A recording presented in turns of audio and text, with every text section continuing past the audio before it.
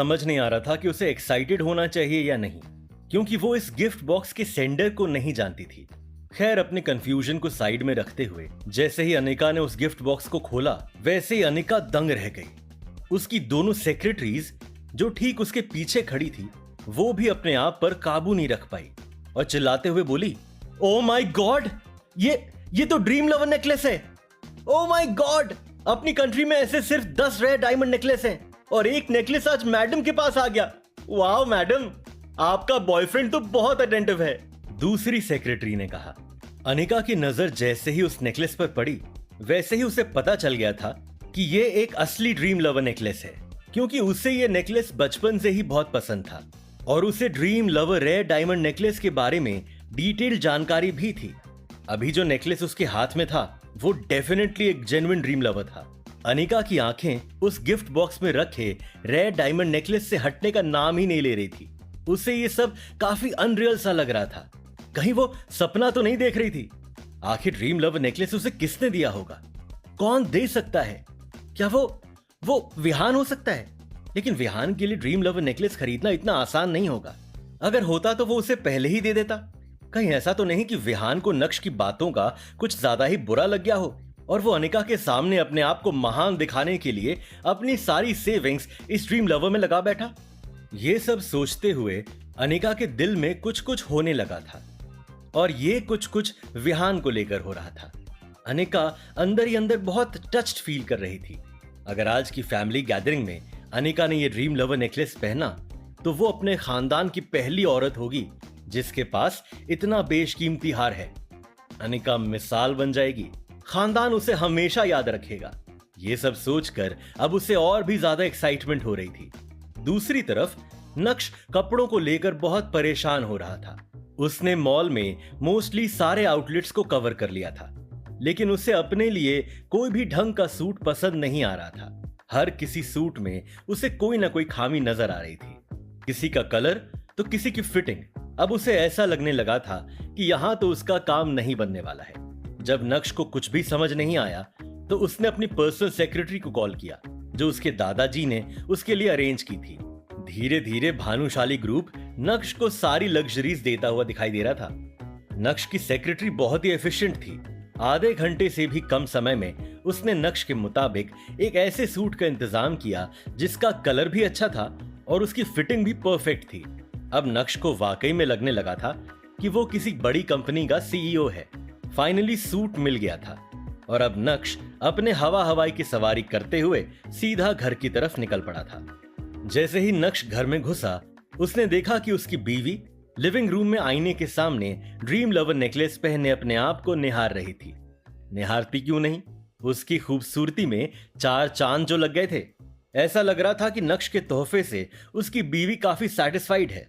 इतनी सैटिस्फाइड है कि जैसे ही उसे यह नेकलेस मिला, उसने झट से पहन भी लिया।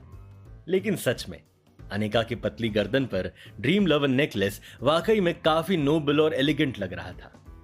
मिरर के रिफ्लेक्शन से जब अनिका की नजर नक्श पर पड़ी, जो ठीक उसके पीछे खड़ा था, तो अचानक से अनिका के चेहरे के एक्सप्रेशंस बदल से गए। अनिका ने अपना ध्यान अपने कपड़ों की तरफ डाला जो उसे आज की फैमिली गैदरिंग में पहनने थे। एक तरह से अनिका ने नक्श के एग्जिस्टेंस को पूरी तरह से नजरअंदाज कर दिया था। आपको क्या लगा, अनिका नक्श को देखकर खुशी से झूम उठेगी? कैसे? क्यों? अनिका को तो पता ही नहीं था कि उसे यह नेकलेस नक्श ने दिया है। उसके हिसाब से तो यह नेकलेस विहान ने दिया है। चित्रा जो सोफे पर बैठकर टीवी देख रही थी, जब उसका ध्यान नक्श के हाथ में उस काले हैंडबैग पर गया, तो उसने चौंकते हुए नक्श से कहा, इसमें क्या है? तुम्हारे कपड़े? जल्दी जाओ और चेंज करो, हमें 5 मिनट के अंदर अंदर निकलना है। सारू छे, मैं अभी चेंज करके आता हूं, नक्श ने चित्रा से कहा और तुरंत ही अपने कमरे की तरफ निकल पड़ा। चित्रा ने उसे सिर्फ 5 मिनट का समय दिया था। उन 5 मिनटों में जितना जल्दी हो सकता था, नक्श ने अपने कपड़े बदले, मुंह हाथ धोए और कमरे से बाहर आ गया। जब चित्रा की नजर नक्श पर पड़ी, जिसने ग्रे कलर का रॉयल सूट पहना था, तो उसकी आंखों में एक अलग ही लेवल का सैटिस्फैक्शन देखा जा सकता था। चित्रा बोली, ये सूट बुरा नहीं है। आज पहली बार तुम जावेरी खानदान के दामाद लग रहे हो, वरना हमेशा तो तुम बुझे हुए चिराग ही लगते हो। जल्दी करो, मुझे फिर से आज लेट नहीं होना है। अनिका के चेहरे पर कोई खुशी नजर नहीं आ रही थी। भले ही नक्श आज कितना ही हैंडसम क्यों ना लग रहा हो, लेकिन अनिका उसे हमेशा की तरह दबा ही रही थी। हाई हील्स पहनकर अनिका सबसे पहले घर से बाहर निकली। नक्श ने कार ड्राइव की और जल्द ही वो तीनों जावेरी खानदान के मैंशन में पहुंच गए थे। मैंशन के पार्किंग लॉट में पहले से ही 10 से 12 शानदार लग्जूरियस कार खड़ी थी। ऐसा लग रहा था जैसे महंगी गाड़ियों का एग्जीबिशन हो। चित्रा ने डार्क ग्रीन कलर की लॉन्ग ड्रेस पहनी थी जिसपे कशीदों की शानदार डिजाइन थी। चित्रा बहुत ही एलिगेंट और खूबसूरत लग रही थी। उसके चेहरे की मुस्कान 100 गुना ज्यादा बढ़ गई जब वो और अनिका दोनों एक साथ मैंशन की तरफ बढ़ने लगे।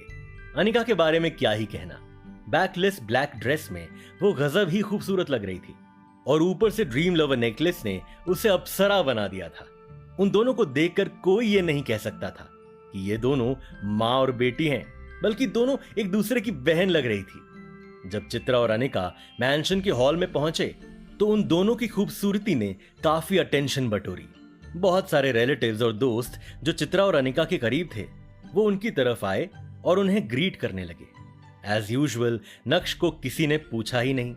वो दोनों उसे अकेला छोड़कर आगे निकल गए थे और चूंकि नक्श उन दोनों के पीछे पीछे आ रहा था इसलिए सभी ने उसे इग्नोर किया। हालांकि कुछ ऐसे भी लोग थे जिन्हें ऐसी फैमिली गैदरिंग्स में नक्श का आना बहुत अच्छा लगता था। अब मैम्बो अंकल को ही देख लो, जब तक वो नक्श को नीचा नहीं दिखा देते उन्हें नॉर्मल फील नहीं होता था। अरे आपणो नक्श छे, मुझे यकीन ही नहीं हो रहा तुम्हें इतने अच्छे कपड़ों में देखकर। पहली बार तुम इंसान लग रहे हो, मैं तो तुम्हें पहचान ही नहीं पा रहा हूं। नक्श को देखकर मैम्बो अंकल तुरंत ही नक्श के करीब आ गए और उसके कंधे पर हाथ रखते हुए कहा। उन्होंने जानबूझकर इतना तेज चिल्लाते हुए कहा जिससे से ज्यादा लोगों की नजर नक्श पर पड़े और वो भी उसका मजाक बनाए। नक्श ने भीनी मुस्कान के साथ मैम्बो अंकल को देखा लेकिन कहा कुछ नहीं। मैम्बो अंकल को लग रहा था कि नक्श कुछ बोलेगा, लेकिन नक्श के शांत रिएक्शन को देखकर मैम्बो अंकल का खून और भी ज्यादा खौल उठा और उन्होंने नक्श को और भी ज्यादा नफरत दिखाते हुए कहा, यह सूट तुमने एक स्पेशल प्राइस में खरीदा है ना? मुझे अच्छे से याद है, मैंने इस सूट को चोर बाजार में देखा था। कितने का है? 500? 600? इस सूट की क्वालिटी क्या है? मैम्बो अंकल की बात सुनकर ज्यादा से ज्यादा लोग अब नक्श को नफरत की नजर से देखने लगे थे और कुछ तो नक्श को देखकर जोर जोर से हंस रहे थे। नक्श की बेइज्जती होता देख अनिका को काफी एम्बैरेस्ड फील हो रहा था। उसने नक्श को 10,000 रुपए दिए थे जिससे वो अपने लिए एक अच्छा ब्रांडेड सूट खरीदे, लेकिन अब उसे भी लगने लगा था कि नक्श ने पैसे बचाने के चक्कर में ये सूट किसी सस्ती सेल से उठा लिया है और ये सोचकर उसे नक्श पर और भी ज्यादा गुस्सा आ रहा था। मन ही मन अनिका सोच रही थी कि यह आदमी हमेशा उसे डिफिकल्ट सिचुएशन में डाल देता है। मैम्बो अंकल, सॉरी आपको डिसअपॉइंट करने के लिए, लेकिन इन कपड़ों पर मैंने 1 रुपया भी खर्च नहीं किया है। नक्श ने अपने सूट की कॉलर को एडजस्ट करते हुए कहा और उसके चेहरे पर एक शातिर मुस्कान भी नाच रही थी।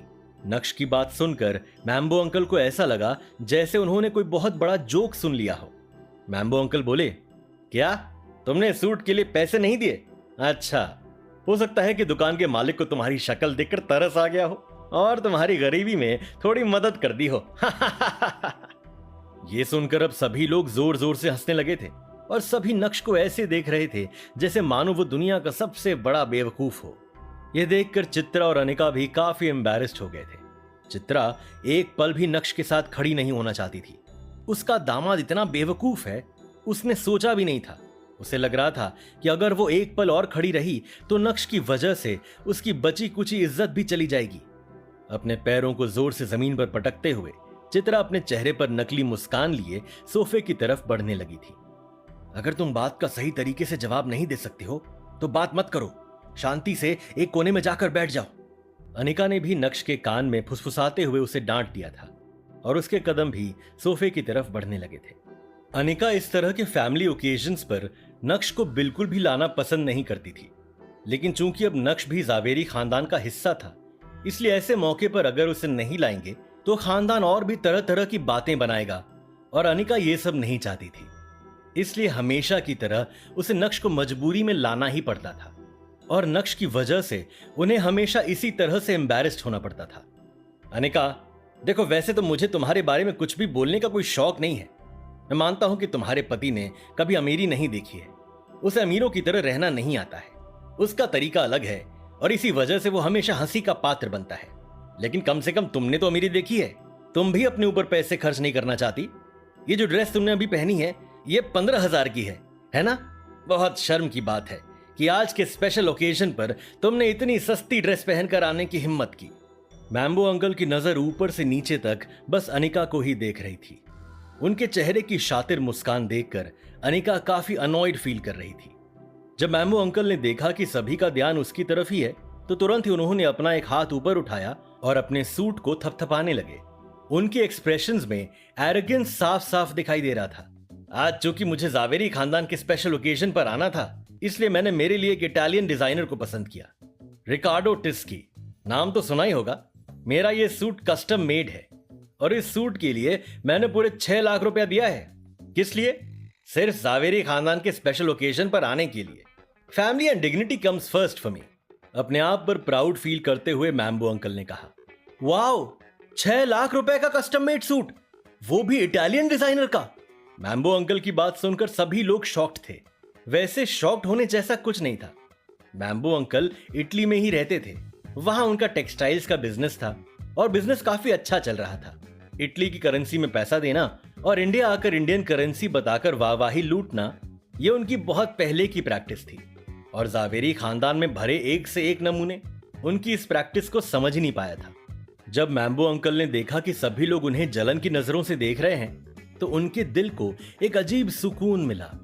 एक बार फिर से मैम्बो अंकल ने अनिका को देखा और इस बार उनकी आंखों में अनिका के लिए और भी ज्यादा नफरत थी। अनिका का चेहरा लाल हो गया था, उससे गुस्सा भी आ रहा था और साथ ही साथ वो काफी एम्बैरेस्ड फील कर रही थी। मैम्बो अंकल ने जानबूझकर अनिका का मजाक बनाया, जिससे सभी लोगों का ध्यान उन पर और उनकी अमीरी पर ही टिका रहे। कोई भी अनिका या उसके परिवार को ना देखे या फिर तारीफ करे। नक्श उनके काम को वैसे ही आसान बना देता था और आज तो उन्होंने अनिका पर भी हमला कर दिया और सभी के सामने अनिका को बेवकूफ बता दिया। मैम्बो अंकल की इस हरकत का कोई जवाब देगा या फिर अनिका उनकी इस हरकत को चुपचाप सहन कर लेगी? क्या नक्श अपनी बीवी के बीच में आएगा और मैम्बो अंकल की छुट्टी कर देगा, या फिर अनिका और चित्रा नक्श को बोलने का मौका ही नहीं देंगे? क्या अनिका का परिवार जावेरी खानदान के स्पेशल ओकेजन को छोड़कर चला जाएगा, या फिर इस पार्टी में अभी और भी धमाल देखना बाकी है? जानने के लिए सुनिए